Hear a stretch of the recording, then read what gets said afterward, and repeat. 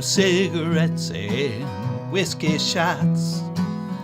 Covers up all the holes in his heart, the lines on his face and his bleary eyes. Tells a tale of hard times. He sings his whiskey lullabies.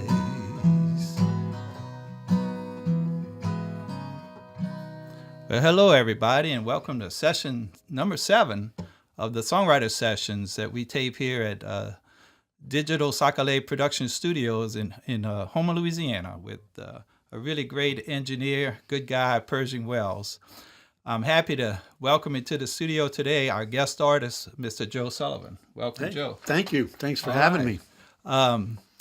This show, y'all, is for songwriters of all ages, all types, all genres, and we bring guest artists in and we try to pick their brain as to how they go about doing their craft. So, Joe, with that in mind, how long you been writing and how you do this? Well, I learned how to play guitar when I was 18 years old. I was a freshman in college, and my roommate, fortunately, was very good and showed me chords and how to do chord changes real fast. And once I got that, I was so motivated to play. So I did start writing songs pretty young. So you picked up a guitar first. Right. Okay. Right, in New York. I was living in the Bronx at the time. There you go. And my roommate, Bruce Hanna, helped me out and taught me and was an inspiration. And then I took it off from there. What genres? What it were you was playing? mostly like folk rock and stuff that was going on at the time. Again, and this was 1969. So we can, right. There was a lot of music going on. It was the fall following Woodstock. Right. So I went to college as a freshman. Yeah. Woodstock. Were you like me, the long hair guy? Oh yeah, I was that guy. Oh yeah, I was that guy. Long hair guy with the guitar. In a way, I still am, but without the hair. Without the hair, I hear you. Inside, yeah. I got you. But anyway, cool. this song that called "Life in America," I wrote it when my son was very small. He's 33 years old, so this song's probably 30 years old or so. But I had a friend in New York who became very wealthy quickly by getting involved with real estate. He was a chauffeur for a while and did different things. And then he got involved with heroin, and he wound up losing his wife and his life and everything like that. So the song is kind of with that person in mind, my buddy or my old buddy. And so when you wrote it, you were thinking was it kind of a therapeutic thing for you to deal with the emotions of all that? Or, yeah, I think it was. And not only that, but... or you want to tell the story of how that all happened for him? Yeah. The song is kind of fragmented in a sense that there's a stream of consciousness to it as well. Okay. Like what's going on in America at that time, which was 1984 or something like that. Yeah. It was just... you'll see. Yeah, You'll right. see. Okay. The stream of consciousness with that theme buffered in there. All right. My friend being involved with heroin and drugs. And what's it called again? Life in America. All right, great. Well, let's hear it. Okay.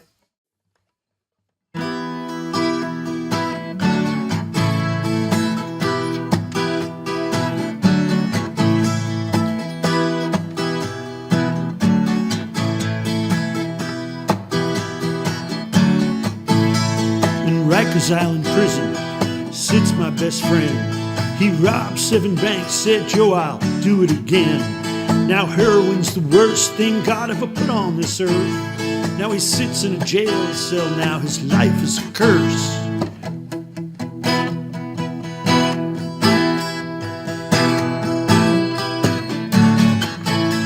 The poor of the world eat some of our food. They should have some respect, it might do them some good. They laugh and protest, then they burn our flag. If this keeps up, they may get left holding the bag.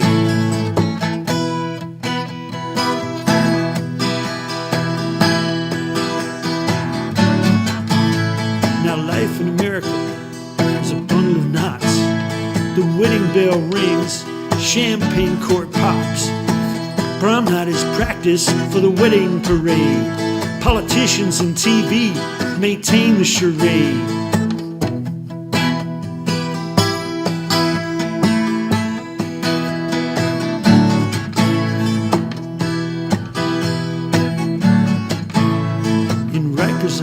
prison sits my best friend. He robbed 7 banks, said, Joe, I'll do it again. Now heroin's the worst thing God ever put on this earth.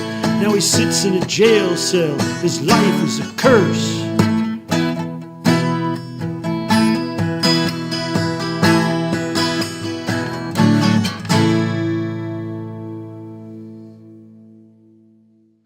Joe, man, I really enjoyed that song. It's got a powerful message. Thank you. Yeah.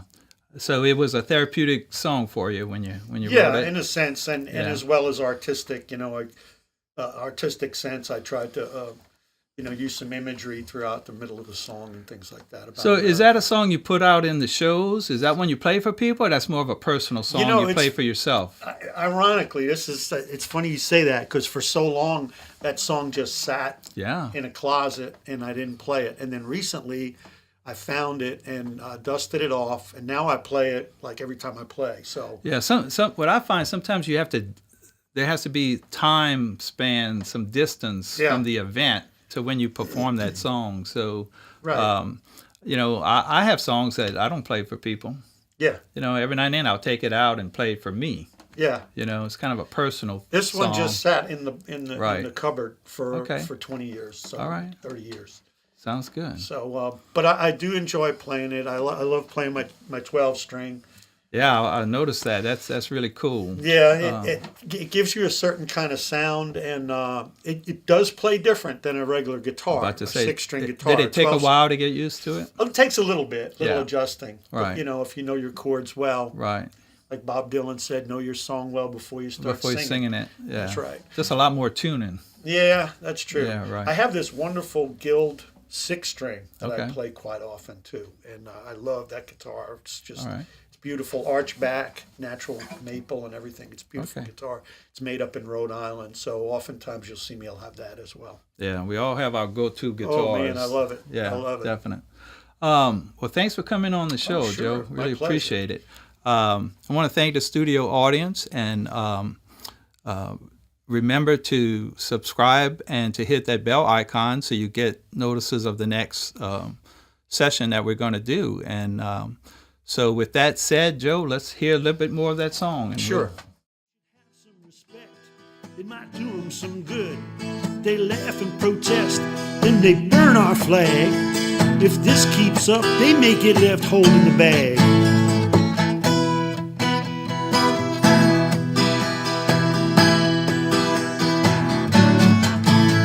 Now life in America is a bundle of knots. The wedding bell rings, champagne cork pops. Prom night is practice for the wedding parade. Politicians and TV maintain the charade.